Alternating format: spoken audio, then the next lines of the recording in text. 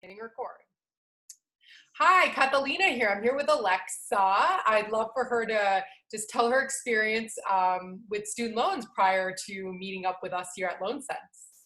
Yeah, it's great to be chatting with you, Catalina. I'm Alexis. I came to Loan Sense as someone who had been repaying her graduate student loans for about 9 years, right? So I was already in this habit, paying consistently, and I had an income-based repayment plan, and I'm part of the public service loan forgiveness program because I work in a mission-driven career. And I, sort of came to this point where I was just juggling a lot of different parts of different sort of plans and aspects of repayment that start to feel sort of complicated. There are different deadlines and different qualifications, and really no one resource to ask, to consult, or at least I thought. And then I learned about Loan Sense and came to Loan Sense for some guidance and counsel about how best to kind of the road ahead. Do I want to continue along with income-based repayment and public service loan forgiveness, or should I consider refinancing? And that's really what Yeah. brought me to Loan Sense, and yeah, what I wanted to figure out. Yeah, so no, that's awesome. So I'd love to hear, so you could, because so many people come to us with that exact decision. Should I refinance? I want to buy a house. What is it that will best prepare me? Like there's a lot of different questions. I'm going to get married, right? Different scenarios. So Alexis, what would you say? Would you like to share, like, what was your decision to refinance or not? And what did you get out of your session with a Loan Sense student loan advisor? Yeah, I got a lot of things out of the session. The council sort of prompted me to share kind of future plans and my own personal life related to sort of an upcoming wedding and my having just started a new job. So sort of certain prompts that were asked, I think, helped inform the conversation. And also the moment that we're in, sort of there were learnings and questions about legislation, right, related in this moment to the pandemic and to the CARES Act that helped me learn that I could be making $0 qualifying payments toward public service loan forgiveness, and that in fact that would be more beneficial to me at this moment than refinancing. So through this sort of discussion and discovery, I learned a number of things about my best path um, forward that I would not have uncovered on my own. I know.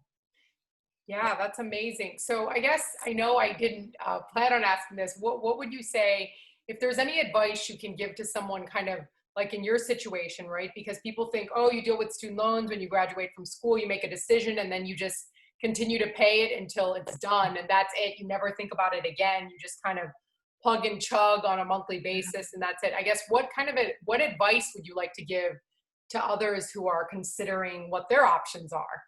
Yeah, I mean, I I think I love that you said plug and chug, just keep going. It's so easy to sort of, for so many people, I think, including myself, loans and loan repayment and interest rates and special eligibility for different programs, it's complicated and you have to sort of get up to speed. And then it is tempting to just say, sort of set it and forget it, because then I don't have to come back, right, and relearn. But we pay these loans over a long time horizon and things change. And so I was, I would encourage people to keep learning, to keep asking questions. I mean, to utilize Loan Sense. I really didn't uncover another resource that to kind of continue my education on this process and sort of give me advice based on where I'm at in life, which was different from when I first finished grad school, right? And suppose we could all go to a bank and ask questions, but they might push you toward refinancing, right? And so I just sort of felt there was a neutral, informed party in Loan Sense, and I really valued actually being able to talk with you um, when I did, which is again sort of 9 years out of grad school. Yeah. So no, that's really important. That's really awesome. So can you final thing? I know I keep on saying we're going to ask It's you questions, great. but actually, can you share a little bit about like what your results ended up being through working with us? Like, what ultimately your decision was not to refinance, right? Right. But like, what were your results in refiling? And if you're comfortable just sharing what your results were. Oh, absolutely. Thanks for asking. I did refi, I did recertify. It was time. I was actually I was overdue on recertifying. I had waited more than a year for a variety of different reasons. So, learned, really try to stay true to that recertifying every year if you can.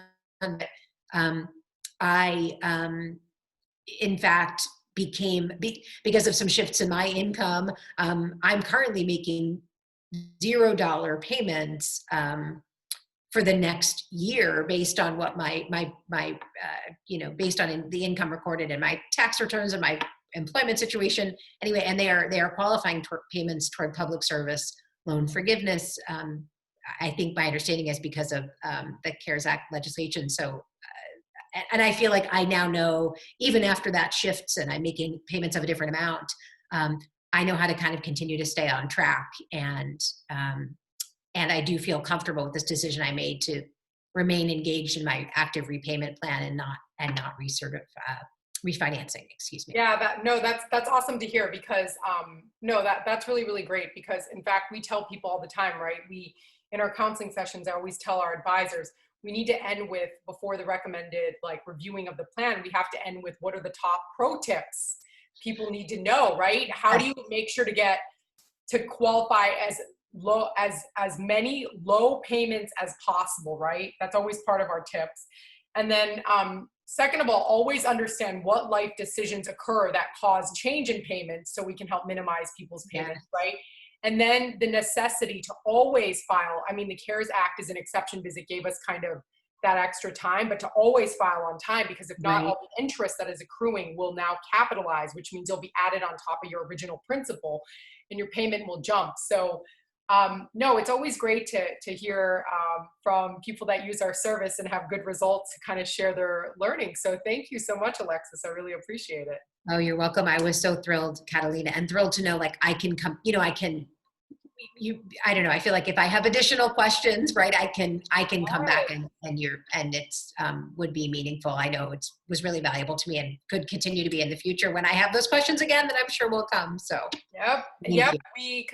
Absolutely. We definitely provide ongoing digital support. If filing does not work out for whatever reason, we're always there to help refile, help assess what the issues are, and we're always there to support people 100% on their payback journey. So, yep, happy to be here. Thanks, Alexis, for your time. Thanks so much.